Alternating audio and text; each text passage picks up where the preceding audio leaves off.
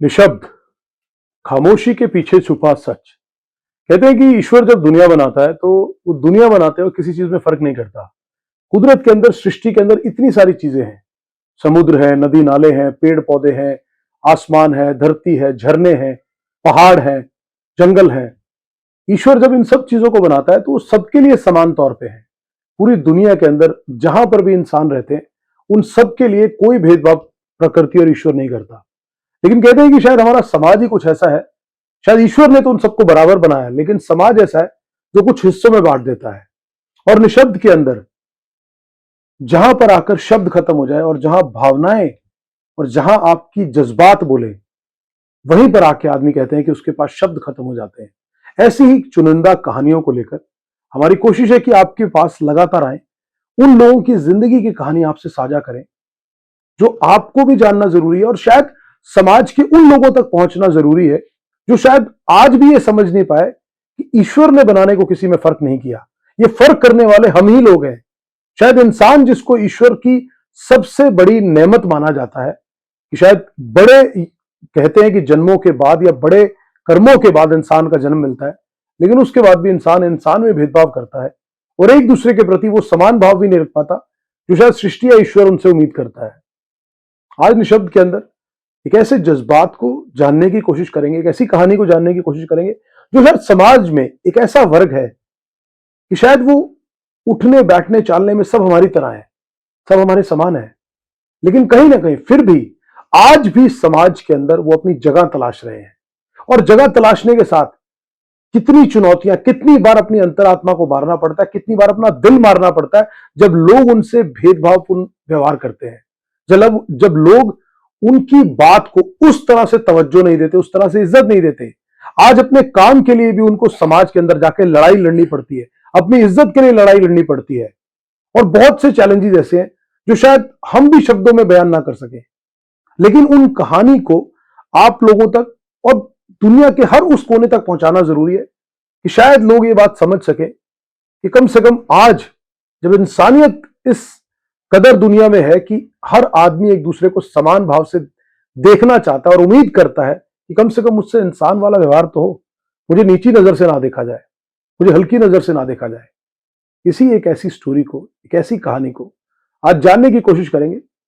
वो वर्ग जो आज समाज में आज भी कहीं ना कहीं अपने अस्तित्व की लड़ाई लड़ता हुआ नजर आता है। पहले से चीजें कुछ बेहतर हुई हैं, लेकिन आज भी वो लड़ाई बदस्तूर जारी है। एक ऐसी कम्युनिटी कहें, एक वर्ग कहें, जिसको कि लोग ट्रांसजेंडर कहते हैं। समाज के अंदर हालांकि कानून में भी उसको मान्यता दी और उसके बाद से बहुत चीजों में बदलाव आया, लोगों की विचारधारा में, सोच में भी बदलाव आया और लोगों के, जिसको कहते हैं, नजरिया पहले से काफी बेहतर हुआ। लेकिन आज हमारे साथ एक ऐसे ट्रांसजेंडर कह ले, एक ऐसे एग्जाम्पल के तौर पे समाज में है, चंडीगढ़ में। ये हमारे साथ जिनकी आज कहानी हम आपसे साझा करने जा रहे हैं, धनंजय पंडित। धनंजय पंडित वो शख्स हैं, वो ट्रांसजेंडर है जिन्होंने समाज के लिए एक ऐसी चुनौती को एक्सेप्ट किया जो शायद उसको एक्सेप्ट करना आसान नहीं था। उन लोगों के बीच में जाकर उस चुनौती को समझना आसान काम नहीं था। क्या आपने कभी सुना है कि एक ट्रांसजेंडर जिन्होंने किसी यूनिवर्सिटी के अंदर दाखिला लिया हो और वहां पर जाके हाईली क्वालिफाइड एजुकेशन डिग्री ली हो, और वो भी एक नहीं, दो डिग्रीज, इन्होंने पंजाब यूनिवर्सिटी के अंदर जाकर इतनी सारी बाध्यताओं के बाद, इतने सारे चैलेंजेस जो लगातार रोज की जिंदगी में सोसाइटी में आते हैं, उसके बावजूद भी इन्होंने वहां से डबल एमए क्लियर किया और ये सोच के क्लियर किया था कि शायद पढ़ाई करने के बाद, जैसे कि हमारे परिवार में, समाज में हम सुनते आते हैं कि पढ़ाई कर लोगे, डिग्री कर लोगे तो नौकरी मिल जाएगा, अच्छे पैसे कमाओगे, स्टैब्लिश हो जाओगे। लेकिन आज भी वो अपने इस अस्तित्व की लड़ाई को लड़ रही है, क्योंकि डबल एमए करने के बाद भी किसी ने उन्हें नौकरी नहीं दी। तो आज भी वो अपनी इस चीज के लिए लगातार समाज के बीच में जाकर ये सवाल पूछने पर मजबूर है कि आखिर मेरे साथ ही क्यों, आखिर हमारे साथ ही क्यों। तो निशब्द आज ये सवाल का जवाब ढूंढने के लिए धनंजय जी के पास आए हैं और ये जानने की कोशिश करेंगे उनकी पूरी कहानी क्या रही, ताकि आप भी समझ सके कि कहीं पर जहां शब्द खत्म होते हैं ना, वहां भावनाओं से, वहां उनके पीछे का सच निकालना जरूरी है। बहुत रिस्पेक्ट के साथ स्वागत करना चाहेंगे हमारे इस खास शो में धनंजय जी। बहुत बहुत स्वागत है हमारे शो में निशब्द में।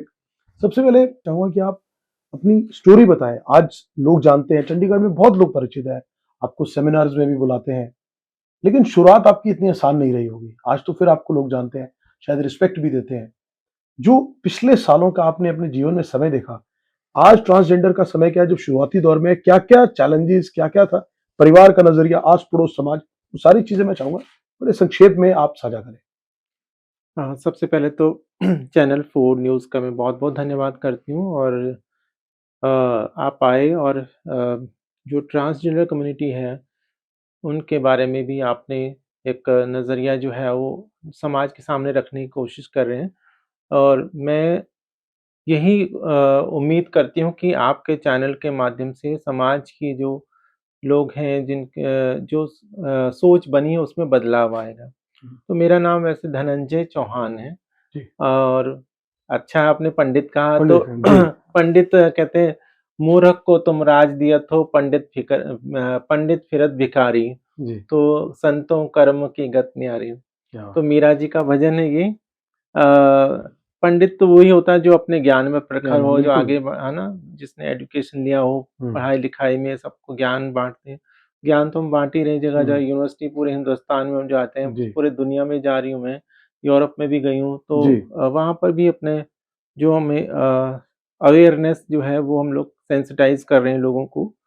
तो किन्नर की या ट्रांसजेंडर या खुसरा, हिजड़ा जो शब्द हैं, मंगलमुखी, हुँ, सब एक ही इंसान के हाँ, जी, तो ये एक ही इंसान से जुड़े हुए हैं। हुँ, अ, सबसे पहले मैं तो ये क्लियर कर दूँ कि सभी जो हिजड़ा हैं वो ट्रांसजेंडर होते हैं, बट सभी ट्रांसजेंडर हिजड़ा नहीं होते हैं।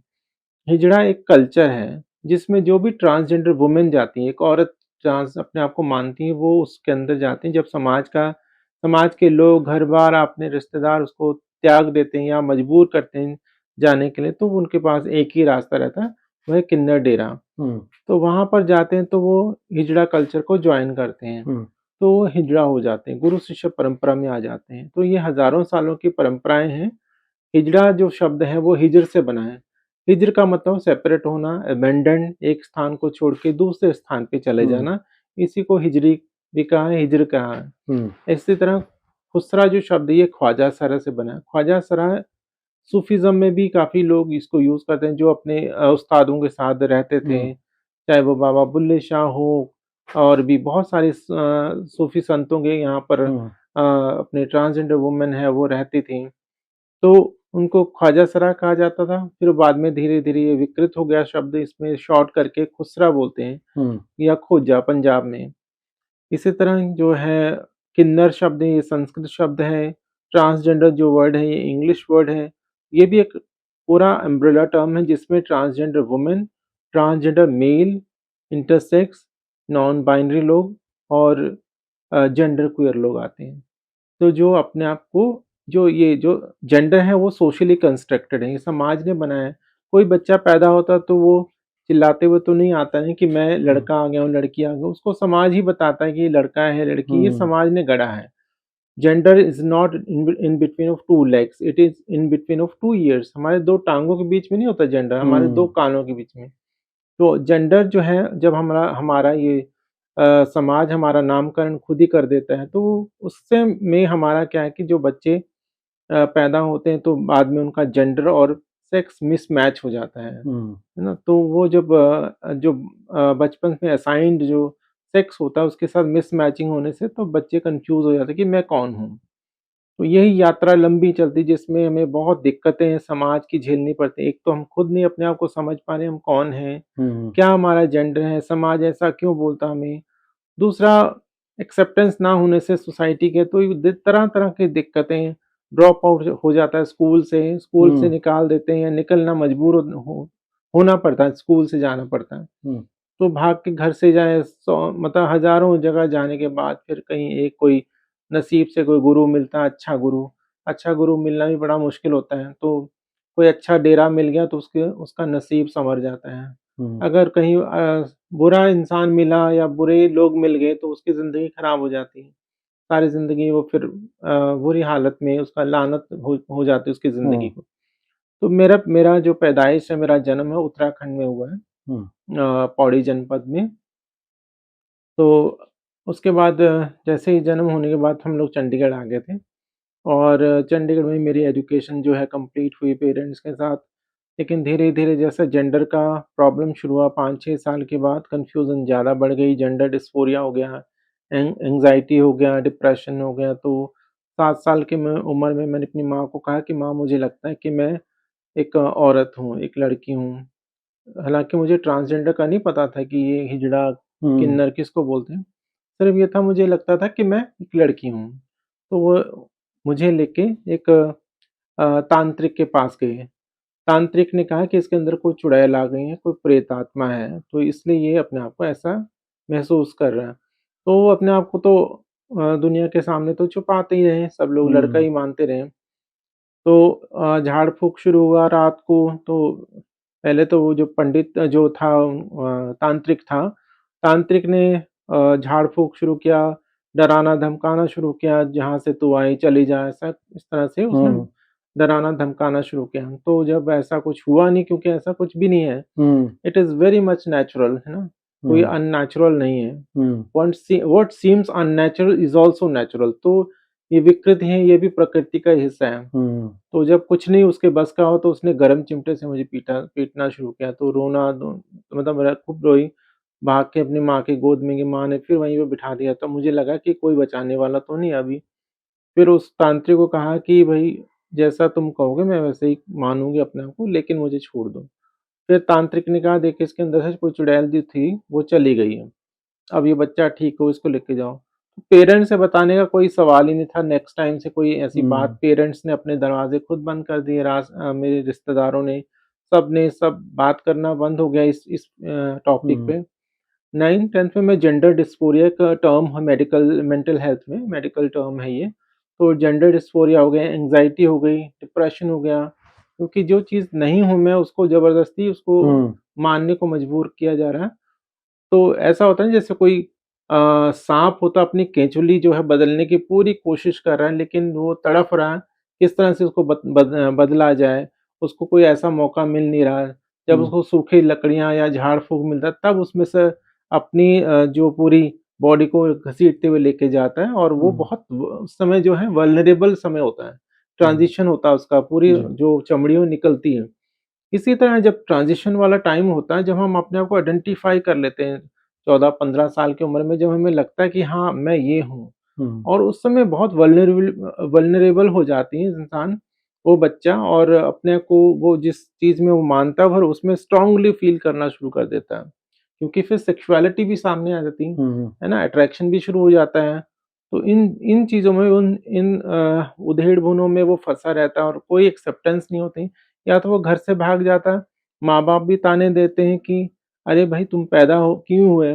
मर ही जाते इससे अच्छा, तुम्हारे बाकी बहन-भाई भी हैं, उनका शादी रुक जाएगी, उनके उनके बारे में भी सोचो, कुछ हमारे रिश्तेदार क्या बोलेंगे? हुँ, अड़ोस-पड़ोस के लोग क्या बोलेंगे? तुम हुँ, ऐसा अपने आप को मान रहे हो, है ना? साड़ी ब्लाउज़ पहन रहे हो, सूट पहन रहे हो, ये सब गलत है। तो जब मुझे लगा मेरे जैसे और सभी लोगों को जो ट्रांसजेंडर वुमेन हैं, उनको लगता है कि अभी एक्सेप्टेंस यहाँ तो है नहीं, हुँ, अड़ोस-पड़ोस में भी नहीं है। माँ-बाप भी तो यही मानते हैं ना कि 4 लोग क्या कहेंगे? हुँ, उनको अपने बच्चों की तो परवाह नहीं है।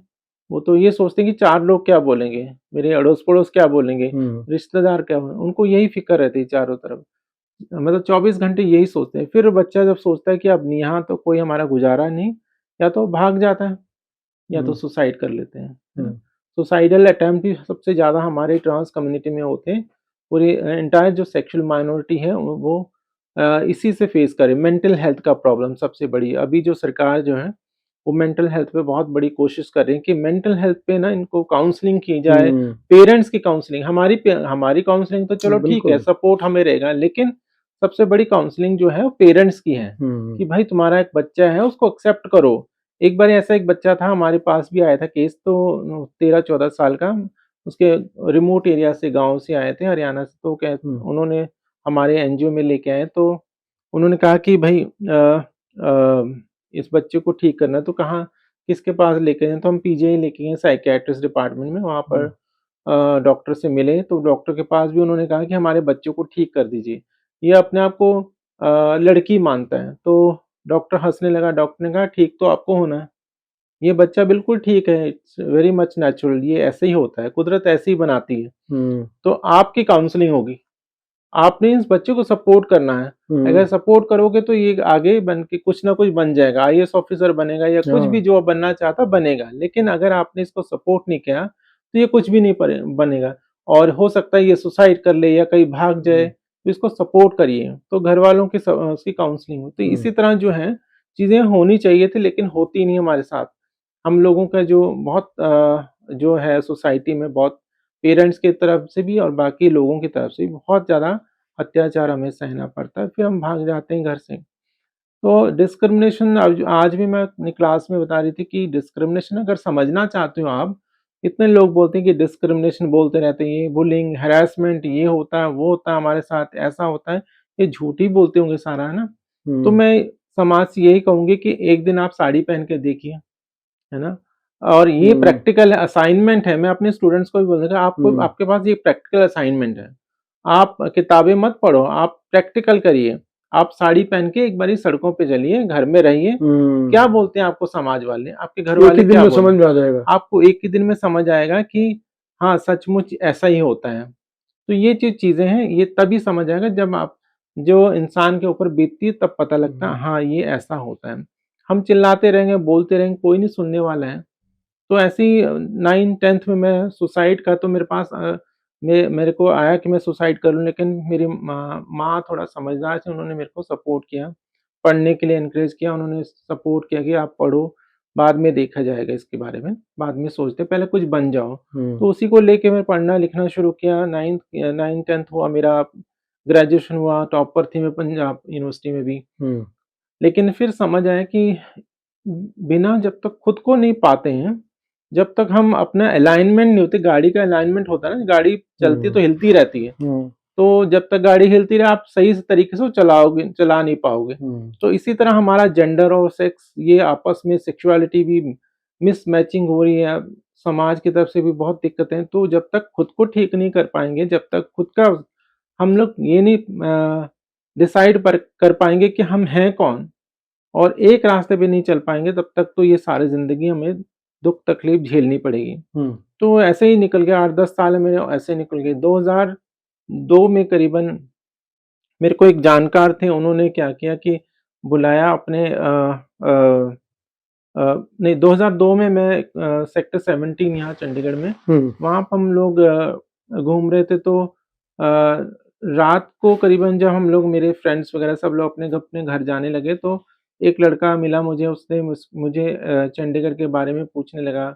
तो पहले तो उसने सिगरेट जलाने के लिए माचिस माँगी, मैंने कहा मैं तो सिगरेट पीती नहीं हूँ, तो माचिस भी नहीं है मेरे पास। बस वो चंडीगढ़ के बारे में पूछने लगा इस तरह की जो चीज़ें तो फिर जब उसने देखा कि अब मैं जाने लगी तो उसने कहा कि आप हम लोगों को चंडीगढ़ के बारे में पता नहीं तो क्या आप हमारे साथ 10 मिनट के लिए चल सकते हो? मैंने कहा नहीं, अब हम मुझे देर हो रही है। लेकिन फिर भी उसने किसी न किसी तरह मुझे बहला-फुसला के मैंने कहा चलो कोई ना, मैंने कहा 10 मिनट 15 मिनट के लिए मैं आपके लिए गेड़ी जो होती है ना, वो लगा दूँगी, आस-पास ज़्यादा चंडीगढ़ में देखने लायक कुछ है नहीं है। हम्म, पर ये कि हाँ, थोड़ा बहुत रोज़ गार्डन की तरफ से या इस गेड़ी रूट है जो, उस साइड से चक्कर मार के मुझे यहीं छोड़ देना, हम्म, तो आपको थोड़ा आइडिया हो जाएगा। तो दिमाग में कुछ भी नहीं था ऐसा कि ये ऐसा कुछ मेरे साथ होने वाला है। फिर वो उनके साथ बैठी तो जब 8-10 मिनट होने लगे तो मैंने कहा मुझे आप छोड़ दीजिए। उन्होंने गाड़ी घुमाई और अम्बाला रोड की तरफ, और अम्बाला रोड की तरफ लेके गए तो जब मैंने देखा कि ये लोग तो मुझे उतारने वाले हैं, कहीं और लेके जा रहे हैं, तो मैंने चिल्लाना शुरू किया। शीशे बंद थे लेकिन उसने फिर अपनी पिस्टल निकाली और मेरे पे तान दी। उन्होंने कहा कि अगर तुमने चिल्लाने की कोशिश की या तुमने कुछ को और भी शरारत की तो हम तुम्हें मार देंगे। फिर मैंने सोचा कि भई मेरी किस्मत तो अभी नहीं हाथ में है। देखी जाएगी, मरना जीना तो अब परमात्मा ने जो सोचा होगा वही होगा। हम्म, तो वो मेरे को अम्बाला में कहीं लेके गए, वहाँ पर करीबन सारी रात उन्होंने 20 लड़कों ने रेप किया मेरे साथ।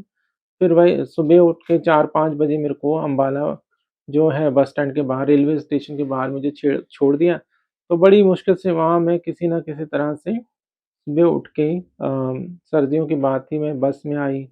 बस में आके बस वाले ने भी मेरे को तंग करने की कोशिश की, कंडक्टर ने, लेकिन चलो मैं आई सेक्टर 17 में, पुलिस स्टेशन में गई, पुलिस ने भी कंप्लेंट नहीं लिखा मेरी।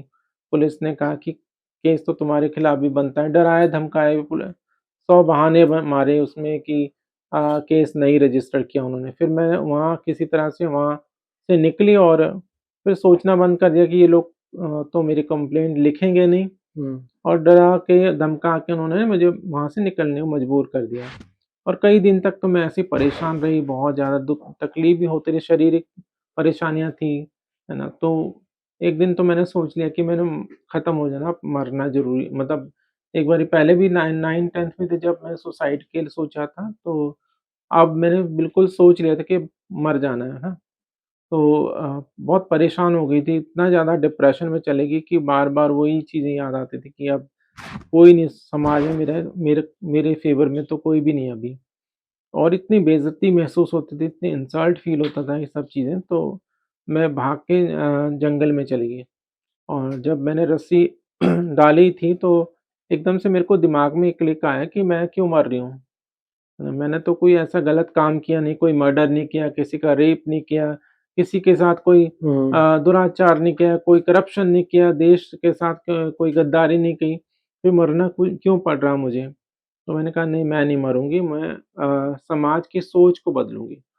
तो इसी तरह हम निकल पड़े, मैं फिर घर आई तो उसके बाद इसके बारे में सोचना शुरू कर दिया कि भई कैसे बदला जाए समाज की सोच। तो एक इंसान, एक दोस्त मुझे मिला, तो उसने फिर मुझे समझाया कि हम कर सकते हैं बट हमें एनजीओ बनाना पड़ेगा। तो एनजीओ फिर हमने बाद में गठन हुआ, लेकिन हमने काम शुरू कर दिया था पहले, 2002 के बाद ही काम करना शुरू कर दिया था, और 2009 में हमने फिर एनजीओ रजिस्टर्ड किया। उसके बाद फिर काफ़ी अच्छा हम लोग धीरे-धीरे काम करते रहे। 2012-13 तक हम जो है सुप्रीम कोर्ट की जो जजमेंट बनी थी, NALSA judgement, NALSA versus of government of India and versus, तो अ, उसमें फिर हम लोग भागीदार भी रहे, बाकी लोगों के साथ-साथ हम भी लोग थे चंडीगढ़ से। 15 अप्रैल 2014 को फिर नालसा की जजमेंट आई, उसमें हमें थर्ड जेंडर रिकॉग्नाइज़ किया गया। ये पहचान तो हमें मिली, फिर बहुत सारी चीज़ें और भी लिखी गई थी उसमें कि ट्रांसजेंडर कम्युनिटी के लिए सरकार को ये क कदम उठाने पड़ेंगे, ये योजनाएँ बनानी पड़ेंगी ताकि समाज में उनको बराबरी का हिस्सा मिले।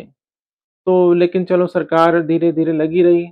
2015 में मैंने अपने सारे डॉक्यूमेंट चेंज करे ट्रांसजेंडर के। 2016 में फिर मैंने पंजाब यूनिवर्सिटी में एडमिशन लिया क्योंकि मेरी एजुकेशन छूट गई थी। 1994 तक तो मैं कोशिश करती रही पढ़ने की, लेकिन फिर 2016 में मुझे फिर मौका मिला और 2016 में मैंने पंजाब यूनिवर्सिटी में एडमिशन लिया। फर्स्ट आइडेंटिफाइड ट्रांसजेंडर जिसके पूरे डॉक्यूमेंट्स थे। पूरे इंडिया में बहुत कम लोग थे जो जिन्होंने अपने डॉक्यूमेंट्स बनाए थे, तो मेरा डॉक्यूमेंट बना और मैं सबसे पहले फर्स्ट ट्रांसजेंडर स्टूडेंट बनी। तो उसके बाद फिर मेरा एजुकेशन रहा, साथ-साथ में मैं पढ़ाई-लिखाई चलती रही मेरी। मेरा डबल मास्टर हो गया और उसके साथ मैंने फिर अवेयरनेस का भी किया, अभी पंजाब यूनिवर्सिटी में कैसे बच्चों को अवेयर किया जाए। फर्स्ट ट्रांसजेंडर टॉयलेट जो है इंडिया में, वो पंजाब यूनिवर्सिटी में बना, उसमें मैंने काफ़ी एफर्ट्स की लगाए कि हमारे पास कोई टॉयलेट नहीं, हम किस टॉयलेट में जाएँ, मेल में जाएँ, फीमेल में जाएँ। तो पहला जो टॉयलेट था वो पंजाब यूनिवर्सिटी में बना। उसके बाद फ्री एजुकेशन हो गया, शिक्षा मुफ्त हुई, उसके लिए बहुत लड़ाई लड़नी पड़ी मुझे। फिर हॉस्टल का था, हॉस्टल 1-2 स्टूडेंट जो थे बाहर से आए थे, उनको मैंने बुलाया था कि यहाँ पढ़ने आ जाओ। तो आए बट हॉस्टल नहीं था तो मुश्किल हो गया था रहना-खाना, तो हम लोगों ने पंजाब यूनिवर्सिटी ने मना कर दिया देने को। फिर हम हाई कोर्ट चले गए। हमारा एक एडवोकेट है, उनका नाम है श्री अ, मंज अ, मनजिंदर सिंह, तो मनिंदरजीत सिंह, सॉरी, श्री मनिंदरजीत सिंह एडवोकेट है Punjab and Haryana high court में, तो उनके साथ हमने मिलके एक पीआई लिटिगेशन डाला। लिटिगेशन जो थी Punjab and Haryana high court में डाला, तो हाई कोर्ट ने हमारा सपोर्ट किया और पंजाब यूनिवर्सिटी को बोला कि इनको हॉस्टल दिया जाए और फ्री दिया जाए। हाँ, फिर उसके बाद और भी थी, हम लोग लड़ते रहे कि एडिशनल सीट्स होनी चाहिए, तो वो भी पंजाब यूनिवर्सिटी ने फिर एक-एक सीट सब डिपार्टमेंट में रिज़र्व कर दी हमारे लिए।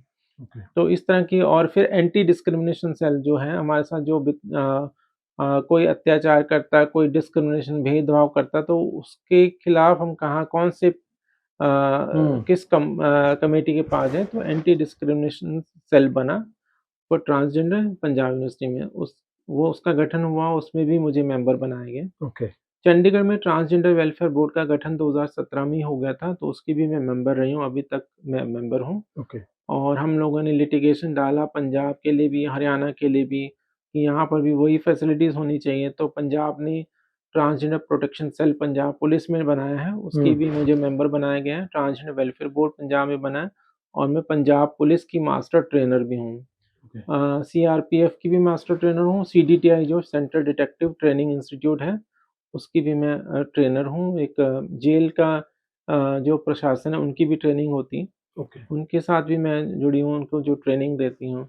फिर हरियाणा में भी ऐसे ही है, तो ये सब चीज़ें और पंजाब पुलिस में हमने भर्ती का जो रास्ते खोले हैं, उसमें हमने एक पैरामीटर्स बनाए हैं, हुँ। ताकि ट्रांसजेंडर को भी वही मौका मिले जो बाकी लोगों को मिलता और है। वो मौका मिले तो एटलीस्ट उन पैरामीटर्स के अंडर मीट करेगा, जो उसको मीट करेगा उनको। हाँ जी, वो पैरामीटर हमने बहुत रिलैक्स उनको किया, हुँ। कि ताकि, क्योंकि बाकी लोगों के साथ वो फिट नहीं हो पा रहे थे। हाँ, हाँ। हुँ, तो पंजाब यूनिवर्सिटी में जो हॉस्टल की जो हमारा लड़ाई थी, तो हुँ। वो हमने एडवोकेट मनिंदरजीत सिंह जी हैं जो मनजिंदर हाँ, मनिंदरजीत सिंह जी, मनिंदरजीत सिंह, हाँ। उनके साथ मिलके, क्योंकि वो एडवोकेट हैं Punjab and Haryana high court में, तो उनके साथ हमने मिलके ये पीआईएल हमने डाला। तो उस पे भी हाई कोर्ट ने हमारा साथ दिया और पंजाब यूनिवर्सिटी को कहा गया कि आप इनको हॉस्टल दीजिए और फ्री दीजिए। तो इस तरह सारी जो चीज़ें थी वो धीरे-धीरे सही होती गई और आज हमारे पास सारी चीज़ें बहुत मतलब जो स्टूडेंट्स को चाहिए, एक विद्यार्थी के पास हुँ, होना चाहिए, वो होना चाहिए। सभी अवेलेबल हैं, फ्री भी हैं। इसी तरह पंजाब में जो अ, भर्ती का है, उसमें भी हम लोगों ने रिलैक्सेशन दिलवाए हैं। हुँ, तो ये सारी चीज़ें हम लोग करते रहे और आज हमारे पास सब चीज़ें हैं, लेकिन अ, फिर भी बहुत दिक्कतें अभी भी खड़ी हैं, क्योंकि अब वो ऊपर लेवल पे तो हो गई हैं, कागज़ भी हैं, सब डॉक्यूमेंटेशन भी सब रूल रेगुलेशन बन गए हैं, लेकिन जो स्टाफ है, वो उसका जो नज़रिया अभी भी वैसा का वैसा है, जो सोच है, क्योंकि हमारा जो रास्ता है, वो तो कागज़ों के साथ तो हम कागज़ लेके जाएँगे, लेकिन हम फेस तो स्टाफ को करना है। हुँ। तो जो सेंसिटाइज़ेशन है, जो उनको अवेयरनेस है, वो स्टाफ की भी बहुत ज़्यादा ज़रूरी है। हम कर तो रहे हैं, अभी लेकिन उनके फिर रवैये में कितना अंतर है वो इम्पोर्टेंट है। हाँ जी, वो भी बहुत चीज़ें अभी बाकी हैं। हम एडवोकेसी कर रहे हैं, सेंसिटाइज़ेशन वर्कशॉप करते हैं, पंजाब पुलिस की मैं ट्रेनर भी हूँ, लेकिन हज़ारों लोग हैं। आप कब तक करते रहोगे उनकी बारी, और एक बार करने से तो सेंसिटाइज़ होते नहीं कोई भी। हुँ, उनको बार-बार, बार-बार उनकी क्लासेस होनी चाहिए, हुँ, मतलब साल में 2 एटलीस्ट 2 सेशन तो उनके होने चाहिए। हुँ, अब लाखों लोग हैं हुँ, मतलब पुलिस में, तो सबका जो है उनकी ट्रेनिंग के लिए तो बहुत टाइम लगेगा। तो इसके लिए हमें सबसे पहले तो एक स्ट्रॉन्ग जो है एक पॉलिसी हम बनानी हुँ, होगी, कि ये जैसे कोई जो मेरा पार्टनर है रुद्र प्रताप सिंह, जी, वो कंपनी में काम करता है शिंडलर इंडिया प्राइवेट लिमिटेड में। उनके पास पॉलिसी है, एचआर पॉलिसी, कि वहाँ पर सबको पता है, वो पॉलिसी लिखी गई है कि मतलब किसी भी ट्रांसजेंडर के प्रति अगर कोई भेदभाव करता है, तो उसको तुरंत डिसमिस कर दिया जाएगा, हुँ, है ना? तो इस तरह का जो एक डर है, हुँ, एक जो कानून का डर होता है, तो वो अभी फ़िलहाल नहीं है। हमारे पास 2019 में बना कानून भी है, transgender person protection of right bill pass हुआ था 2019 में। तो उसके बावजूद हमारे पास वो बिल होने के बावजूद हमारे साथ फिर भेदभाव अभी वैसे का वैसा बना हुआ, और हमारी जो फैसिलिटीज़ मिलनी चाहिए थी, अभी भी उसको पाने के लिए बार-बार हमें लिटिगेशन डालनी पड़ती है, बार-बार हुँ। कोर्ट जाना पड़ता है। तो ये दिक्कतें अभी हैं। तो 2018 में जैसे आपने कहा कि आपने डबल एमए किया, उसके बाद आप पहले ट्रांसजेंडर थे, उसके बाद यूनिवर्सिटी में आपके होते हुए या आपकी नॉलेज में आया कि बाद में किसी और ट्रांसजेंडर ने भी एडमिशन लिया उसके बाद? जी, जब मेरी एडमिशन उसके दूसरे तुरंत 1 साल बाद हम लोग 5 लोग हो गए थे। ओके। और उसमें जो थी मेरी एक फ्रेंड है ओशिन सरकार, अभी वो लॉ कर रही हैं उत्तरांचल यूनिवर्सिटी से। ओके। और उस समय वो पहले तो उसने जर्मन में एडमिशन लिया, जर्मन हुँ, लैंग्वेज सर्टिफ़िकेट हुँ, कोर्स, उसके बाद उसने फिर एमए में एडमिशन लिया वुमेन एंड स्टडीज़ में। एक और थी फ्रेंड हमारी दिव्या, तो उसने हिंदी डिपार्टमेंट में एडमिशन लिया मास्टर में। हुँ। एक और थी विषिप्रीत, उसने भी फैशन टेक्नोलॉजी में। तो इस तरह से 4-5 हम लोग मतलब एक रास्ता खुल गया है। वो कहते हैं ना कि किसी भी चीज़ के लिए एक बार पहल होना ज़रूरी है। पहल तो होना। वो एक बार आपका हुआ तो एटलीस्ट कुछ तो लॉज़ ने सपोर्ट किया कि आपके डॉक्यूमेंटेशन पूरे हो गए, डॉक्यूमेंटेशन होने के बाद आपको फर्स्ट ट्रांसजेंडर एडमिशन आपने लिया, क्योंकि आपके डॉक्यूमेंट सारे सब सब चीज़ों के ऊपर आपकी डॉक्यूमेंटेड हो गई। आपने अपने इसी जो जर्नी के दौरान, क्योंकि आपने कहते हैं कि जो हमारे ट्रेडिशनल चीज़ें हैं, जो शायद हमारे भारत का गौरव है, नृत्य की अगर बात करें, जैसे कथक की बात करें, तो आपने ट्रेडिशनल डांस भी सीखा और आप मुझे लगता है ट्रेन भी करते हो ट्रेडिशनल डांस को। तो वो जो आपके मन में फीलिंग आई, उसको किस तरह आप उसके साथ एसोसिएट हुए? किस तरह से आपने सीखना शुरू किया और आज भी लगातार क्या वो जारी है? आप और लोगों को भी, बच्चों को, बच्चियों को ट्रेन भी करते हो? मैंने डांस सीखा था जब मैं 17-18 साल की उम्र में।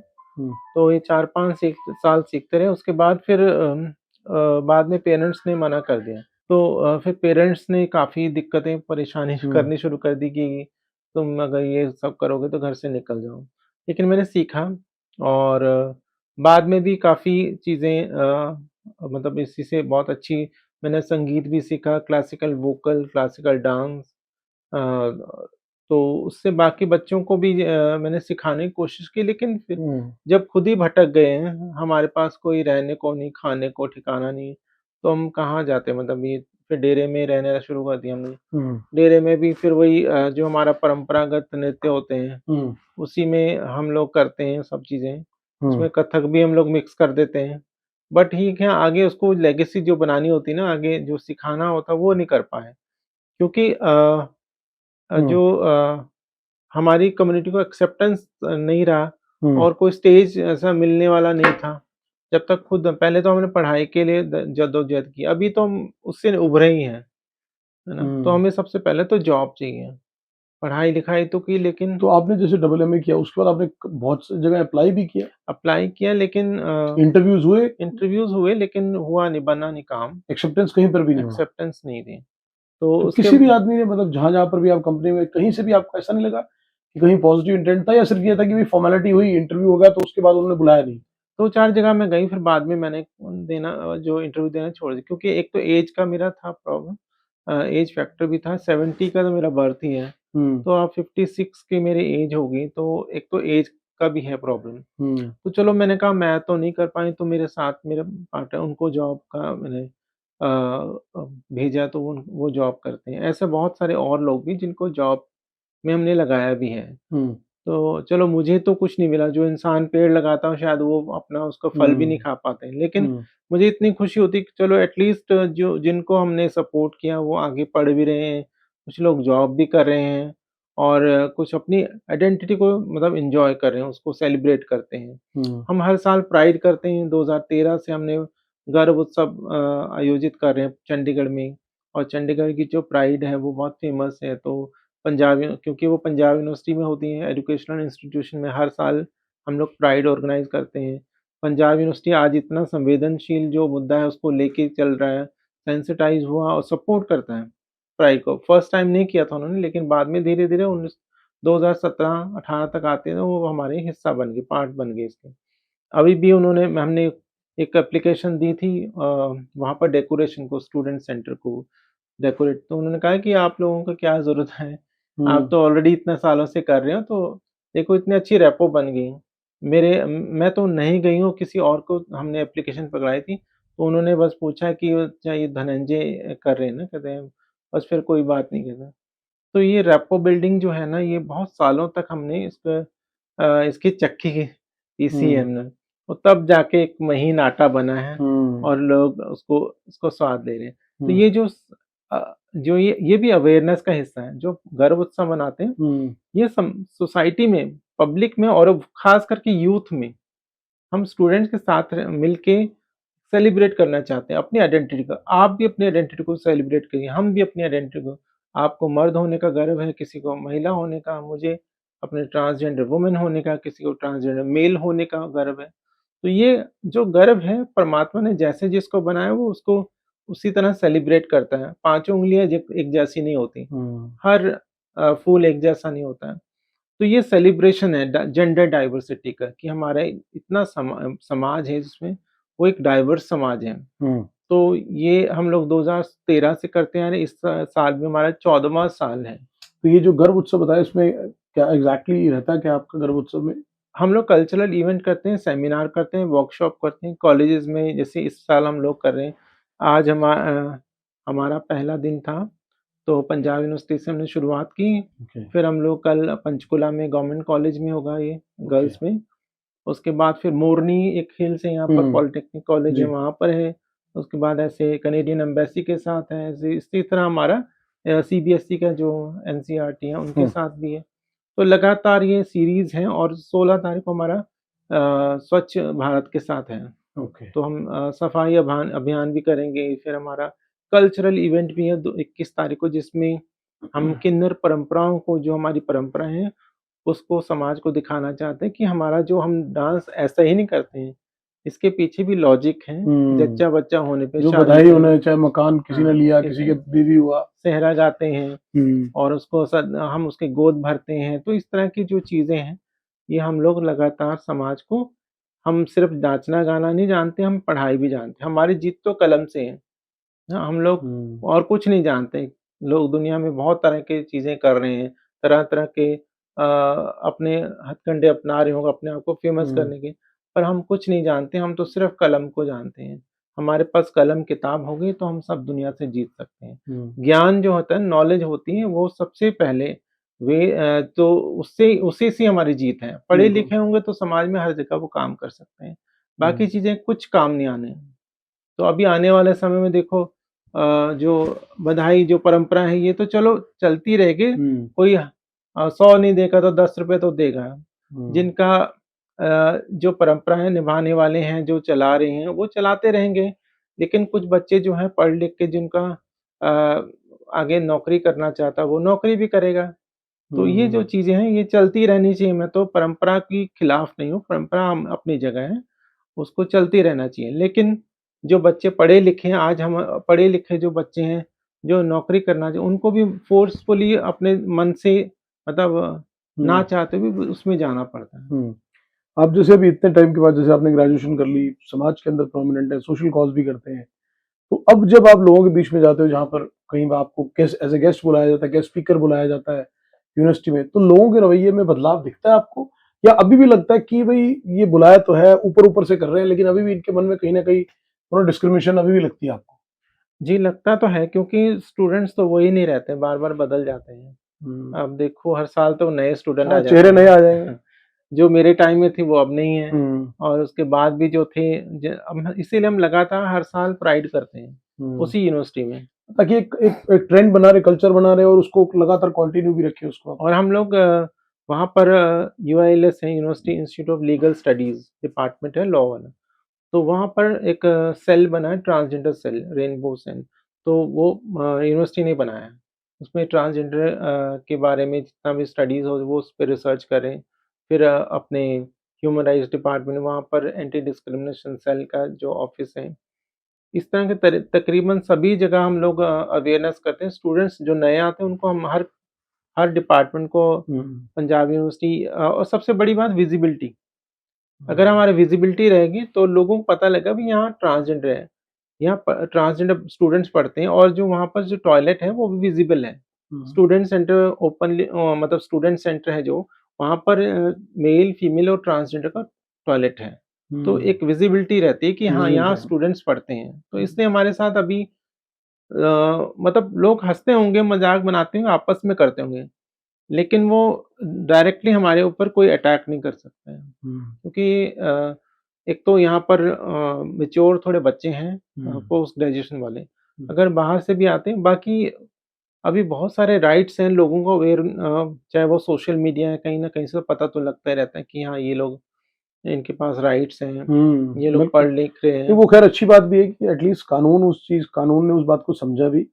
और एक एक जिसको बोलते हैं कि एक लोकतांत्रिक देश के अंदर एक अच्छी बात है कि कम से कम उस चीज़ को एड्रेस करते हुए उसके नियम और कायदे और कानून बनाए गए कि अगर उनके साथ कोई भेदभाव करेगा, जाति करेगा, तो कानून के दायरे के अंदर आने वाली चीज़ों पर उन पे कार्रवाई भी होगी। मैं इसमें एक चीज़ और समझना चाहूँगा कि अभी जैसे आपने बताया कि आप जॉब नहीं कर रहे, कोई जॉब मिली नहीं उसके बाद। तो आज धनंजय चौहान जी की अगर हम बात करें, तो या आपके साथ और जो ट्रांसजेंडर, उनका अर्निंग का सोर्स या जो अभी आप जैसे बधाई वगैरह में जाते हैं उसके अर्निंग के सोर्स कहाँ रहते हैं, लिविंग कैसे चलती है? देखिए, जो हम बधाई पे जाते हैं तो वो हमारे को जो भी नेक मिलता है वो तो पहले गुरु के पास ही जाता है। फिर गुरु फिर जिसको जितना मतलब हमारे जो हम 3 हैं हम्म। उनके चेले, हम्म। ओशन सरकार है, हमारे छाया ठाकुर है और मैं हूँ। तुम तीनों को फिर बराबर वो देती हैं हमारे गुज़र बसर के लिए और हम उसी से गुज़ारा करते हैं। अच्छा बेचारी अपने तरफ से तो अच्छा ही करती हैं ना, हम्म। जितना जो देता है उतने उसे उसके हिसाब से हम्म। देता है।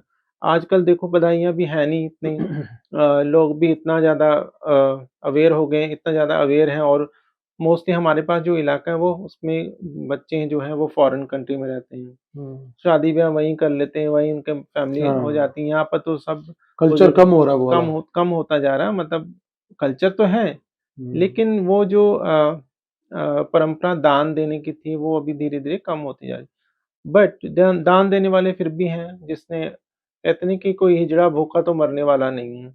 कहीं न हम्म। कहीं से वो सड़क पे भी खड़ा हो जाए तो लोग कुछ न कुछ दे ही देते हैं। उनके अंदर आस्था रहती है।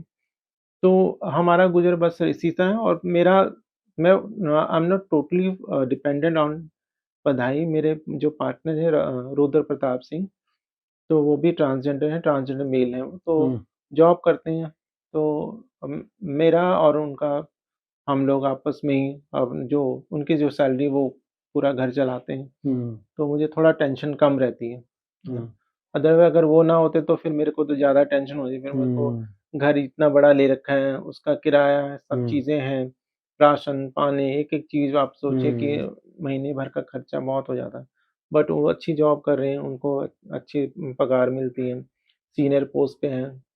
तो ये भी खुशी है कि एटलीस्ट चलो ट्रांसजेंडर फीमेल को नहीं तो ट्रांसजेंडर मेल को तो जॉब मिल ही हम्म। जाती है, क्योंकि वो पैट्रियार्की में मर्द सत्ता में मर्दों के बराबर होते हैं, है ना? हम्म। क्योंकि यहाँ पर तो फीमेल को जो होना एक जैसा अच्छा नहीं माना जाता और जो हमारे कपड़े हैं ये भी इन्फीरियर सुपीरियर होते हैं। फीमेल के कपड़े इन्फीरियर माने जाते हैं, मेल के कपड़े सुपीरियर माने जाते हैं। मेल के कपड़े कोई भी पहने तो कोई दिक्कत नहीं, हम्म। फीमेल भी पहने तो उनको भी कोई ऐसे अजीब-सी नज़रों से नहीं देखता है। लेकिन अगर फीमेल के कपड़े कोई मेल पहने, तो फिर दुनिया को प्रॉब्लम हो जाती है। तो इसीलिए वो मर्द सत्ता में बिल्कुल फिट हैं। डिस्क्रिमिनेशन तो रहता है क्यों जब उनका ट्रांज़िशन होता है, तो लोग बातें तो बहुत करते हैं कि ऐसा हम्म। है, ये है। लेकिन फिर भी वो अब उनको पहचानना मुश्किल हो जाता है। हम्म। क्योंकि उनका जो एचआरटी हार्मोन्स वगैरह होती हैं, एचआरटी लेते हैं डॉक्टर के अंडर एंडोक्रिनोलॉजिस्ट के वो उनके निगरानी में, तो हम्म। उनके फिर वो फेस पे दाढ़ी मूंछ ये सब आ हम्म। जाता, तो हम्म। उनको पहचानना आसान नहीं। आसान हम नहीं। लेकिन हम जितना मर्ज़ी कोशिश करें, हम जितना मर्ज़ी मेडिकल इंटरवेंशन हमारे साथ हो जाए, लेकिन फिर भी हम हिजड़ा ही रहेंगे। क्योंकि हमें हम्म। दूर से लोग देख के बोल देंगे तो पर कभी-कभी क्या होता है कि अभी इतनी अच्छी मेडिकल फैसिलिटीज़ हैं कि अब पहचानना बड़ा मुश्किल हो जाता है। कभी-कभी हम बधाई पे जाते हैं तो हमें तो औरत समझ के मतलब बाहर निकाल देते हैं। फिर जब ताली बजाते हैं तो फिर वो बेचारे फिर वो हमें अंदर ले आते हैं। हम्म। तो ये जो चीज़ें मैं हैं। जैसे मतलब एक ऐसा सवाल भी लेना चाहूँगा जो, क्योंकि आपने, हम बात कर रहे हैं कि आप लोगों के साथ जो डिस्क्रिमिनेशन होता है या इतने सालों से जो लोगों की बातें, उनकी अजीब सी नज़रें और डिसरिस्पेक्ट फेस करते हैं। कई बार ऐसे केस सोसाइटी में देखने में मिलते हैं कि जैसे मान लीजिए किसी के घर कोई खुशी का माहौल है, चाहे बेबी हुआ, किसी का कोई नया घर है, कुछ है, तो वहाँ बधाई के लिए गए। तो वहाँ पर कई केसेज़ जब वो हाइलाइट हो जाते हैं तो पता लगता है कि वहाँ जो बधाई के लिए आए थे, वो वहाँ पर थोड़े लाउड हो गए, थोड़े एग्रेसिव हो गए। कई बार ऐसे कंट्रोवर्शियल चीज़ें भी निकल गई, तो उसमें लोगों ने कहा कि इन्होंने, इनका व्यवहार ठीक नहीं था, वहाँ पर आके लाउड हो गए या गालियाँ देनी शुरू कर दी। तो आप जैसे जाते हैं या कभी आपके कभी सामने ऐसा हुआ, और अगर ऐसा कभी आपकी नॉलेज में आया है कि किसी और शहर में कहीं हुआ हो, तो आप कैसे देखते हैं इसको? देखिए हम अपनी बात करेंगे तो हमारे जो हम 4-5 लोग हैं, तो हम अच्छे सब तीनों जो उनके चेले हैं गुरु के, तो तीनों पढ़े-लिखे हैं। हम लाउड तो करते हैं, अपने लाउड हमारी कोई भी ऐसी बात नहीं होती है। दूसरी हुँ। बात, बहुत पढ़े-लिखे तरीके से किसी ने कभी लड़की की शादी हो तो किसी ने मना कर दिया तो नहीं लेते हम लोग। अगर कोई हुँ। अपनी खुशी से उसको बोलते हैं हाँ, देना दे दो, नहीं देना तो मत दो, है ना? बट खुश होके दो, ऐसा नहीं हो कि चिढ़ के ना दो। ब्लेसिंग्स के तौर पे दो, हाँ, दुआओं के लिए।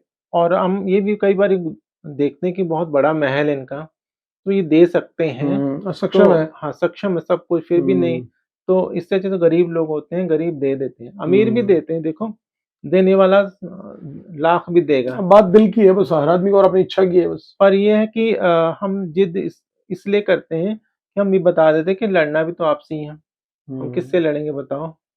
अपना बच्चे अपने माँ-बाप से लड़ते हैं, हम आपको ही माँ-बाप हमारे जजमान हमारे माँ-बाप हैं। तो हम्म, हम उनसे ये बोल देते हैं कि आप ही हमारे माँ-बाप हो। और दूसरी बात ये भी रहता है हमारे बीच में कि हमेशा ही गुस्सा नहीं होता। हम घर से या डेरे से निकलते हैं ढोलक लेके तो हम्म, माता की पूजा करके निकलते हैं, जजमानों की उनको अरदास करते हैं उनकी लंबी उम्र। एक कुत्ते जैसी आस ही होती है ना कि कुत्ता भी चाहता है मेरे मालिक खूब आगे बढ़े। हम्म, ऐसे एक किन्नर होता है खुशियाँ देखता है कि यहाँ घर पे खुशियाँ हैं और खुशियों की अरदास करता है इस घर में खुशी हो, ताकि हम इनसे ज़िद भी कर सकें, है ना? और दूसरा रही बात लोग बोलते हैं तो सब एक जैसे तो हैं नहीं। हम्म, बहुत सारी चीज़ें हैं इस दुनिया साइकोलॉजिकल कुछ लोग डिप्रेशन में रहते हैं। समाज ने काफ़ी किसी के साथ बहुत ही अत्याचार किया होता है। हम्म, तो वो चीज़ें जब अंदर घिन्न पैदा होती है ना, तो कभी-कभी क्या मानसिक जो प्रताड़ना के कारण आपने देखा होगा जानवरों में भी ऐसा होता है। हम्म, जब कोई जानवर के आगे उसका बच्चा या कुछ ऐसे हो तो वो किसी भी गाड़ी को देख के भौंकने लग जाते हैं। किसी को भी देखने वो काटने को दौड़ते हैं क्योंकि उन्होंने देखा होता है ट्रॉमा में रहते हैं। तो इसी तरह इंसान भी बचपन से अगर वो ट्रॉमा में है तो वो जब वो बधाई पे जाता है तो उसको लगता है कि नहीं दे सकते हैं, दे क्यों नहीं रहे हैं, है ना? हम्म, और फिर ये भी रहता है कि एक को हम बोलते हैं कि तुमने अगर एक गुस्सा करता है, दूसरा चुपचाप उसको समझाए समझाए, हम्म। उसको बोलने से मत ये हमने मतलब एक हाँ, वो ठीक है तरीका कि होता उसको है। एक बैलेंस करना भी, कोई एक एक भाव में बह के ज़्यादा अग्रेसिव भी ना हो जाए कहीं। वो हमें पहले से बताया गया होता है कि आपने हुँ, 2 जने हैं, 3 हाँ, जने, तीनों में से एक जो में से वैसे मैं ठंडी स्वभाव की हूँ, तो मेरे को तो इतना चिल्लाना नहीं आता, तो मैं हमेशा उनको चुप कराती कि भई मेरे जजमान हैं, तुम इनके साथ बदतमीज़ी मत करो। ये हमेशा हर डेरे में रहता है हुँ, कि आपने बोलना नहीं है। बट कभी-कभी क्या जजमान ही ऐसा हो जाता है कि वो गाली देने लग जाता है। तो फिर गाली तो कोई भी नहीं सुनता है। हुँ। तो इस तरह की चीज़ें भी अब और ये नहीं आपका तो पता मेरे ख़्याल से डेरों के हिसाब से वो भी एरिया भी शायद बँटे हुए हैं, हाँ जी। कि उसमें अगर एक डेरे का अगर मान लीजिए एक एरिया है, तो दूसरे डेरे के उसमें नहीं जाएँगे। बिल्कुल, ये पुरानी परंपराएँ हैं और अच्छा। पुराने बुजुर्ग लोग करके जाते हैं। अभी हुँ, जैसे हमारे पास है तो हमारे पास जो इलाका है, देखिए कभी-कभी दूसरे इलाके के लोग भी कब्ज़ा करने चाहते हैं। हुँ, पैसा बहुत ज़्यादा हो गया कइयों के पास तो। तो फिर उसमें गलत परंपराएँ भी जुड़ती जा रही हैं, गलत आदतें सॉरी परंपराएँ नहीं, हुँ, गलत आदतें। जिनका बिहेवियर है वो भी कुछ लोगों का गलत होता है। तो उससे वो दूसरों का कब्ज़ा कर लेते हैं। फिर हुँ, उससे क्या बहुत दिक्कतें समाज के अंदर आजकल तो सोशल मीडिया सब कुछ सोशल मीडिया पर जाता है, तो हुँ, लोगों को लगता है ये तो लड़ते ही रहते हैं हमेशा। तो ये हुँ, जो चीज़ें हैं ये होनी नहीं चाहिए, हमारे विद इन कम्युनिटी बहुत भी प्रॉब्लम है अभी। हुँ। विद इन कम्युनिटी हमें थोड़ा-सा सोचना चाहिए कि हम समाज के अंदर रहते हैं और समाज में हमारे लिए पहले से ही बहुत पहले ही चैलेंज भेदभाव इतने हैं। इतने तो हमें खुद भी मिल-जुल के रहना चाहिए। एक मैं और इसमें आपसे पूछना चाहूँगा, क्योंकि अभी वो पिछले काफ़ी समय से ना बहुत ज़्यादा समाज में वो दिखने लगी है चीज़। आजकल किसी भी हाईवे पे जाओ या कहीं पर सिटी के अंदर बड़े शहरों में रेड लाइट्स पे जाओ, तो रेड लाइट्स के ऊपर जो ट्रांसजेंडर्स कह लें, किन्नर कह लें, ये लोग बड़े होते हैं जो गाड़ियों के साथ होते हैं गाड़ी, मतलब आप लोग क्योंकि पढ़े लिखे हैं, मतलब समाज सेवा भी करते हैं, लोगों को भी एजुकेट करते हैं आप खुद कैसे देखते हो? और अगर ये कल्चर बना है तो ये कल्चर, मतलब एक खुशी, नेग लेना और वो करना, ये यहाँ तक कैसे पहुँच गया? देखिए, ये तो पहले तो परंपराएँ यहीं तक सीमित थी, लेकिन धीरे-धीरे जैसे मतलब अवेयरनेस हुई, लॉ बने, एक्ट बने और पॉपुलेशन जो है मतलब क्लोज़ेट से बाहर आए लोग कि हमें भी अपनी पहचान को लेके क्योंकि जब सरकार ने कानून बना दिया, सुप्रीम कोर्ट ने कह दिया, तो बहुत सारे लोग हैं अपनी आइडेंटिटी को रिवील करते हैं। पहले तो शायद बाहर वो बंद कमरे या एक दायरे तक सीमित रहते हाँ, थे। और वो अपने अंदर ही अपने अंदर एरिया में रहते थे कि उन्हीं लोगों के बीच में रह रहे हैं। घुट-घुट अब के उनको लगता है कि नहीं, अब जब कानून इस बात को एक्सेप्ट कर रहा है और हमारे को आइडेंटिटी दे रहा है, तो हम बाहर जाएँ और समाज में जाएँ। समाज में लेकिन समाज फिर भी नहीं एक्सेप्ट करता। जब हुँ, डेरे भी एक्सेप्ट नहीं करते, इतने डेरे में कैसे रहेंगे भई अगर एक डेरे में अगर इतना गुज़ारा ही नहीं हो रहा है, हुँ, पहले ही नेक कम मिल रहा है, तो वहाँ से अगर 50 लोग और आ जाएँ, 60 लोग आ जाएँ, वहाँ रहने लग जाएँ, तो वो कहाँ से पालेंगे? फिर यही चीज़ है कि वो फिर बाहर सड़कों पे, ट्रेनों में, कुछ तो ऐसे भी हैं, कुछ जो हैं नकली भी रहते हैं कि वो लड़के जो हुँ, बन के हैं, जो उनको वो चुन्नियाँ बाँध लेते हैं या नकली बाल व लगा के हुँ, मेकअप डार्क करके वो सड़कों पे अपने भीख माँगते हैं हुँ, और शाम को अपने फिर उतार देते हैं विग, हुँ। तो घर चले मतलब पैसे तो कमाने चले जैसे जाते हैं। अगर ये लोग करते हैं और आपके जो डेरे हैं या जो वो हैं, उनको जब पता लगता है कि इस तरह, क्योंकि जानकारी में तो आता होगा कहीं न कहीं, सोशल मीडिया का टाइम है आजकल। तो उनको रोकने के लिए क्या ऐसा नहीं होता कि आपके जो डेरे हैं वो है, वो उनकी कंप्लेंट करें कि भई इस तरह से एटलीस्ट इस चीज़ को इस्तेमाल करके और एक नकली अपनी छवि बना के, पैसे लेके और अपना लाइफ़ बिताने का काम कर रहे हैं? नहीं, कुछ तो देखो कुछ तो असली हैं 50-60% तो उससे भी ज़्यादा हुँ, लोग असली रहते हैं। क्योंकि उनके बस ये है कि उनका जो पहचान वो गुमनाम वाली ज़िंदगी है, तो वो घर भी जाते हैं लेकिन घर वाले एक्सेप्ट नहीं करते हैं, जॉब मिल नहीं रही है, तो वो कहाँ जाएँ फिर? हुँ, अगर जॉब नहीं मिल रही, कोई एक्सेप्ट नहीं कर रहा, वो एजुकेशन नहीं है, कुछ नहीं है, वो कहाँ जाएँगे? वो सड़कों में भीख माँगे। उनके बीच में कुछ जैसे 2, 4, 10 लोग होते हैं जो लड़के-लड़कियाँ बन के उन्हीं के बीच में वो रहते हैं और वो भी माँग रहे होते हैं। पर ये है हुँ, कि अब उनको हटाया तो किन्नर समाज तो नहीं, ये तो सरकार को चाहिए ना। ये सरकार चाहिए उन सरकार को चाहिए कि जॉब दिलाए या उनको स्किल डेवलपमेंट के कोर्सेज़ कराएँ, उनको कहीं न कहीं ऐसी जगह पे हुँ।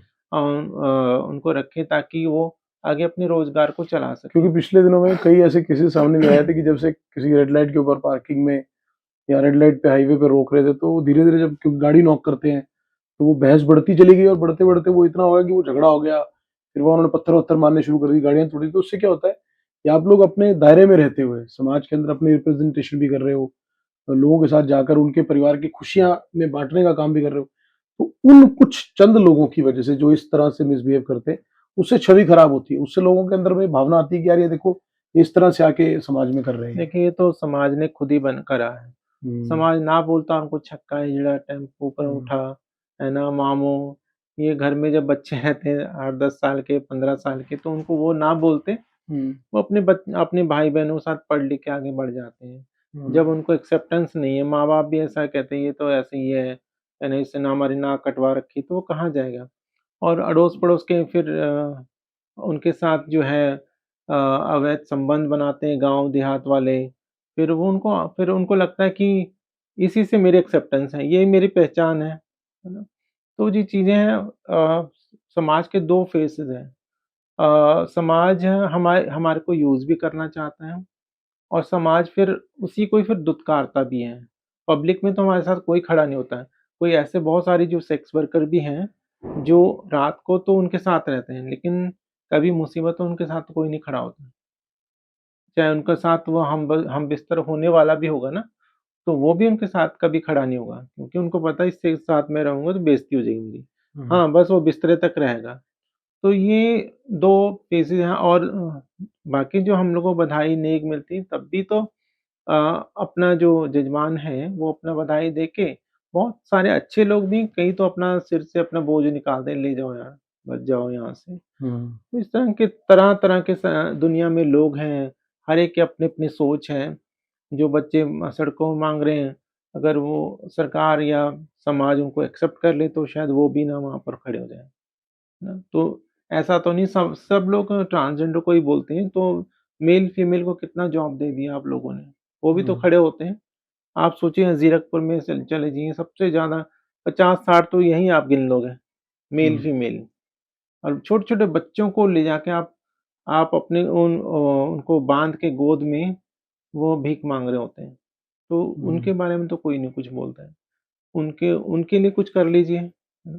सिर्फ़ ट्रांसजेंडर के पीछे पड़े हो आप लोग, ये हुँ। नहीं करते हैं। ठीक है, फिर उनको जॉब दीजिए आप। हम लोगों ने प्रशासन को बायोडाटाज़ दे रखे हैं, लेकिन फिर भी कोई जॉब नहीं है। लेकिन नौकरी कोई नहीं देता। डेढ़ 2 साल हो वो गए सिर्फ़ हैं, मतलब बात कर लेंगे, बात सुन लेंगे, नौकरी कोई नहीं देता। कोई नहीं कुछ मैं करता है। एक सवाल और इसमें पर्सनल ऐड करना चाहूँगा, कहते हैं कि जैसे डिस्क्रिमिनेशन है सोसाइटी के अंदर, भेदभाव है लोगों से नौकरियों को लेकर। अगर किसी भी ट्रांसजेंडर को, जैसे आप लोग उसी सब आपके साथ वही लोग हैं, किसी के कोई हेल्थ इश्यूज़ हो जाता है, मेजर एलिमेंट हो जाता है, किसी को कोई हेल्थ इश्यूज़ हो गया, जब आप किसी तरह की मेडिकल सर्विसेज के लिए जाते हो, चाहे वो हॉस्पिटल में, क्लिनिक में, कहीं पर भी, कहीं वहाँ पर कभी ऐसा तो कोई सामना नहीं करना पड़ा कि वहाँ कहीं ऐसा लगता है कि ट्रीटमेंट देते वक़्त भी बस मतलब एक लिमिटेशन रखी गई हो, या वहाँ 100% कि नहीं, एक वहाँ कम से कम इंसान की तरह पूरा एक हमारे साथ वो भाव रखा जाता है। और अच्छा, वहाँ पर भी? भेदभाव होता है। इसीलिए जो ट्रांस लोग हैं मतलब इसलिए पैसा के पीछे भागते हैं कि कल को हमारे साथ दिक्कत ना कोई हो। पैसा होगा तो हम हर चीज़ मैनेज कर लेंगे। खरीद लेंगे, है ना? हुँ। पैसा होगा तो हम प्राइवेट डॉक्टर के पास जाएँगे, पैसा होगा तो हम अपनी सर्जरी करवाएँ, पैसा लेकिन होगा ऐसा तो ऐसा होता है कि भाई डॉक्टर्स गए तो वहाँ जो हॉस्पिटल्स के लोग हैं उनके रवैये में अंतर होता है या क्या रहता देखिए है? डॉक्टर कौन-सा सेंसिटाइजेशन वर्कशॉप हो रही है उनकी। वो अपना हुँ, एमबीबीएस करते हैं, एमबीबीएस में तो अभी ये पढ़ाया भी नहीं जाता है, जेंडर सेक्सुअलिटी। तो अब सरकार सोच रही है, लेकिन आप सोचिए 1860 से लॉर्ड मैकाले के टाइम से बना हुआ जो उनकी शिक्षा नीति है, वो अभी तक चल रही है ना? एमबीबीएस में तो अभी भी नहीं पढ़ाया जाता ये सब चीज़ें, हुँ, तो उनको कैसे पता लगेगा? वो भी तो वैसे बायस ही उनको भी तो ऐसी स्टीरियोटाइप सोच है ना कि घर में उनके बधाई लेने आते हैं, हुँ, तो वो डर जाते हैं। तो जब हम जाते हैं तो सेम वही रवैया रहता है, लेकिन कुछ अभी नए बच्चे हैं उनको थोड़ा धीरे-धीरे अब समझ आ रहा है कि नहीं ऐसा नहीं है। और जब हम बाहर वेटिंग में बैठे होते हैं तब भी तो लोग हँसते ही हैं, बार-बार हमारी तरफ ही नज़र रहती है सबकी, हुँ, टकटकी हमारे ऊपर होती है, उनका ध्यान ये नहीं कि हमारा नंबर आ जाएगा, वो सिर्फ़ हमारे को ही देखते रहेंगे। तो इसलिए जो ट्रांसजेंडर कम्युनिटी है वो बहुत बोल्ड होती है, कि कोई भी कोई देखता है इसलिए वो ना मतलब उनके जो चेहरा है या उनकी पर्सनैलिटी वो बदतमीज़ी जैसी होती है, कि कोई भी हमारी तरफ देखा तो पहले ही वो आँखें निकाल के देखते हैं और ज़ोर से हुँ, चिल्लाते हैं, "क्या देख रहे हैं मेरी तरफ?" हुँ, कभी देखा नहीं इंसान, वो ज़ोर से मतलब दमदार आवाज़ में बोलते हैं, ताकि हुँ। वो डर जाए। तो इसलिए कि लोग उनको उनको पहले ही जो इन्फिनिटी वो जो जिस भाव से वो गुज़र रहे हैं, और लोग उनको इतना ज़्यादा कॉन्शियसली देखते हैं कि सामने वाला कोई भी आदमी उसको देखकर हो जाए, असहज हो जाए। इसलिए हम यही चीज़ें हैं ना कि अपने आप का हम जब डरेंगे ना तो हमारे को सब लोग खाने को दौड़ेंगे। इसलिए तो डर जो है वो अपने दिल से सबसे पहले निकालना है। अगर आप अपने आप को आइडेंटिफ़ाई ट्रांसजेंडर वुमन करते हो तो पहले तो डर निकालना है। अगर आप दुनिया में कदम रख रहे हो कि मैं हिजड़ा हूँ, मैं हुँ, किन्नर हुँ, हूँ, मैं ट्रांसजेंडर वुमन तो सबसे पहले डर निकालना होगा। हुँ, डर बीच में रखोगे तो फिर नहीं जी सकोगे। हुँ। सब लोग आपको तरस चलते-चलते खाएँगे। धनंजय जी, आज इतने समय बाद हिंदुस्तान में रहते हुए चंडीगढ़ में रहने आपने ग्रेजुएशन कर ली, मतलब एमए कर लिया, सोसाइटी में रिप्रेजेंटेशन भी है। आज भी मन में बहुत सारी ऐसी बातें होंगी जो आपने दबा रखी होंगी, शायद समाज की बहुत से लोगों की, जिसको जिसको आप कहते हैं ना कि अंदर कुंठित भावनाएँ अंदर हैं जो दबा के रखी हुई हैं कि किसको बोलें? कोई सुनने वाला नहीं, कोई उस पे गौर नहीं करेगा। आज हमारे इस प्रोग्राम के माध्यम से, निःशब्द के माध्यम से, अपने कोई दिल की ऐसी बात जो आज आपको लगता है कि सारी, चाहे कम्युनिटी को रिप्रेजेंट करते हो या अपनी व्यक्तिगत भावना को एक्सप्रेस करना चाहें, तो आपको लगता है कि मैं कहना चाहूँगी, और कम से कम इस बात को हम उम्मीद करते हैं, हमारी इस बात को, भावना को समझा जाए? देखिए, निःशब्द से शब्दों का होना ज़रूरी है। निःशब्द रह के तो कोई अगर हम चुप रहेंगे तो समाज भी ये कहेंगे इनको कुछ नहीं चाहिए। इसलिए प्रखर रूप से हम बोलते हैं कि सभी आप देखोगे आजकल सब ट्रांसजेंडर बहुत बोलते हैं। हुँ, वो इसलिए कि हमारी आवाज़ पहले अनसुनी की गई। हुँ, तो हम लोग भक्ति आंदोलन शुरू करने वाले, हम सूफ़ीज़्म शुरू करने वाले, हुँ, हम देवदासी प्रथा शुरू करने वाले लोग आज गायब हैं। तो आज हम शब्दों को तो हथियार बना के, हम कलम को हथियार बना के आगे और मैं ये मतलब दिल में ये है कि मैं पार्लियामेंट तक चली जाऊँ। हुँ, पार्लियामेंट में जाएँगे तभी हमारा ये भला हो पाएगा, अन्यथा कोई हमें सुनने वाला नहीं। जब तक हमारा रिप्रेजेंटेटिव पार्लियामेंट में नहीं होगा, हुँ, तब तक दिन होता है, रात होती है तो संध्या भी होती है। संध्या अगर बीच में नहीं खड़ी है तो दिन और रात का कोई मायने नहीं।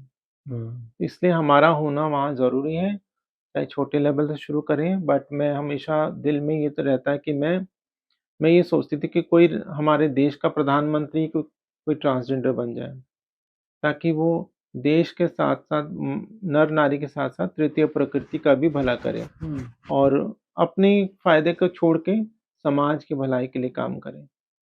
राष्ट्र के लिए भलाई के हमारी जो इतने हज़ारों सालों की संस्कृति है, उसको आगे बढ़ाएँ, जो गंगा-जमुना संस्कृति है, उसको आगे बढ़ाएँ। चलिए, उम्मीद करते हैं धनंजय जी कि जो जिस तरह की ये व्यवहार आज तक आपने और आपके साथ बहुत सारे आपके वर्ग के लोग हैं जिन्होंने सामना किया और आज भी शायद लगातार समाज के अंदर कर रहे हैं। हम उम्मीद यही करेंगे कि हिंदुस्तान एक लोकतांत्रिक देश है, जहाँ पर हर आदमी को अपनी बात को रखने का अधिकार है, व्यक्ति का अधिकार है, अपने तरह से जीवन जीने का अधिकार है। उसी तरह आपको भी जो आज कानून ने भी मान्यता दी है, सर्वोच्च न्यायालय ने मान्यता दी है और बहुत सी चीज़ें पहले से बेहतर हुई हैं। उम्मीद यही करेंगे कि जो आज आपने बात बोली वो बड़ी महत्वपूर्ण बात है कि चुप रह के कुछ नहीं होता। बात रखेंगे तो बात आगे तक जाएगी, तभी उस बात को कोई मंच मिलेगा और वो उस सही मंच तक पहुँचेगी, तो शायद उसके बारे में धीरे-धीरे और रिफ़ॉर्म्स होंगे। तो उम्मीद यही करते हैं कि जो एक क्रांति की शुरुआत धनंजय चौहान जी ने की यूनिवर्सिटी के अंदर से पहले ट्रांसजेंडर के तौर पर पढ़ाई की, वहाँ पर एडमिशन लिया, तो आज वो यात्रा जो आपने जो शुरुआत की वो आगे बढ़ी है और बहुत सारे ट्रांसजेंडर आज पढ़ाई की तरफ उस दिशा में आगे बढ़ रहे हैं। और इसी तरह मुझे लगता है कि जितने शिक्षित होंगे, शायद उतने हो सकता है कि समाज के अलग-अलग चीज़ों में जाके कंट्रीब्यूट भी करें। जी। तो हम यही दुआ करेंगे और यही आपके लिए करेंगे कि जो आपने पहले जितनी एग्नी, एंग्विश, पीड़ा और जो भी कुंठा आपने झेली है, आपके साथ बाकी जो आपके साथी हैं सबने झेली है, वो आने वाले समय में ना हो और कम से कम निःशब्द रहने की ज़रूरत ना पड़े और ये ना कहें कि किसी से बात करते हुए ना लगे कि हमारे शब्द खत्म हो गए, उनकी पीड़ा, उनका दुःख देखकर, उनकी बातें सुनकर हमारे शब्द खत्म हो गए। हम चाहेंगे कि शब्द हों और अच्छे शब्द हों जो हमारे देश के लिए विकास को भी आगे जैसे बढ़ाएँ। आर्टिकल 19 है ना? तो फ्रीडम ऑफ एक्सप्रेशन जो है हुँ, हमारा फंडामेंटल राइट्स है, तो हमें बोलना है, अपने अधिकारों के लिए बोलना है और हम किसी से कुछ नहीं माँग रहे, हम तो संविधान से माँग रहे हैं। हुँ, हमारा कॉन्स्टिट्यूशनल राइट्स है, हुँ, ये हम संविधान से माँग रहे हैं, भारत के संविधान से अपने अधिकारों को माँग रहे हैं। हुँ, तो हम कोई बोलेगा मेरे अधिकार छीन रहे हैं, हम किसी से कोई अधिकार नहीं छीन, सब अपने-अपने अधिकारों को एन्जॉय कर रहे हैं। हुँ। चलिए, thank you so much. Thank you. तो हमारे साथ ये थे ट्रांसजेंडर चंडीगढ़ से धनंजय चौहान जी और उन्होंने बड़ी जिसको बोलते हैं कि बड़े ओपन हार्टेडली और खुले दिल के साथ अपनी बात रखी और साल दर साल ये जो प्रोसेस हमारे देश में चल रहा है और शायद दुनिया भर में, लेकिन आज लगता है कि शायद सुधार की गुंजाइश और एक उम्मीद की किरण दिखाई दी है। शायद आने वाले समय में इनको और मजबूत मंच मिलेगा अपनी बात रखने का और बात रखने के साथ-साथ एक ऐसी रिप्रेजेंटेशन मिलेगी, जो आज भी कहीं न कहीं लोग इनको थोड़ा-सा इन्फीरियरिटी भाव से देखते हैं, कुंठित भावना से देखते हैं, कम से कम वो भाव ना हो। जब ईश्वर ने प्रकृति और दुनिया का सृजन करते हुए किसी चीज़ में अंतर नहीं किया, तो इंसान कौन होता है किसी चीज़ में अंतर करने वाला? तो मुझे लगता है कि आज सबसे बड़ा धर्म अगर कोई है, तो जिसको मानकर चलना चाहिए, वो है इंसानियत और मानवता। शायद उसी धर्म को लेकर आज हिंदुस्तान के हर घर तक, हर भाव, इसी भाव को लेकर चलना चाहिए। हमने कोशिश यही की कि कहते हैं कि जहाँ पर शब्द खत्म हो जाए और आदमी बिल्कुल स्पीचलेस हो जाए, उसके बाद सिर्फ वो भावनाएँ होती हैं, जो आपके इमोशंस हैं, जो एक्सप्रेस करके ही सारी कहानी बयान करते हैं। लेकिन धनंजय चौहान जी ने आज पूरी बात जो आज रखी है, उम्मीद करेंगे कि फिर कभी किसी की इस जर्नी और इस कहानी से बात करते हुए, हमें ऐसा ना लगे कि हमारे पास शब्द कम पड़ गए और उनकी पीड़ा इतनी ज़्यादा थी कि उसने हमें स्पीचलेस कर दिया। उम्मीद यही करेंगे कि निःशब्द तो हो, लेकिन वो निःशब्द के बाद एक नई शुरुआत हो। आप इसी तरह से चैनल फॉर न्यूज़ इंडिया को देखते रहिए। हमारे लिए कोई और सुझाव हो, तो हमारे कार्यक्रम के इस कमेंट बॉक्स में ज़रूर मेंशन करिएगा। बहुत धन्यवाद।